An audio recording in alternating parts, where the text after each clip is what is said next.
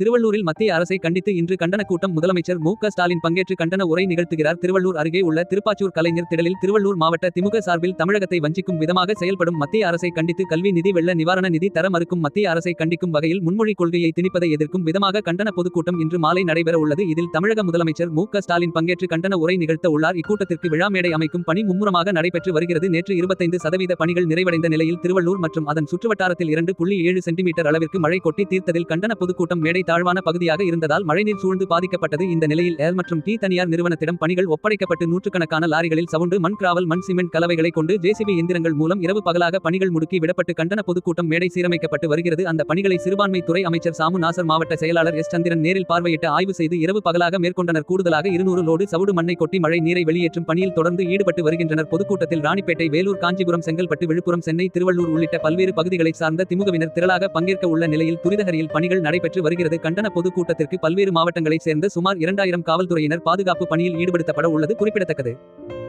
JCB எந்திரங்கள் கொண்டு மண்ணை கொட்டி சீரமைக்கும் பணி நடைபெற்ற போது காலை மீண்டும் மழை மேகங்கள் திரண்டது. அங்கு பணியில் ஈடுபட்டவர்களை கவலை கொள்ள செய்தது. பின்னர் மெல்ல சூரியன் மேலே வந்ததும் மழை மேகங்கள் விலகின. நேற்று மாலை மழை பெய்தது போன்று இன்றும் மழை பெய்யாமல் இருக்க வேண்டும் என பணியில் ஈடுபட்ட வட மாநில தொழிலாளர்கள் இறைவனை வேண்டிக் கொண்டனர். கண்டன பொதுக்கூட்டம் நடைபெறும் இடம் மிகவும் தாழ்வாக இருந்ததால் கூடுதலாக 200 லோடு மண்ணை கொட்டி நிரப்பும் பணியில் தீவிரமாக ஈடுபட்டு வருகின்றனர்.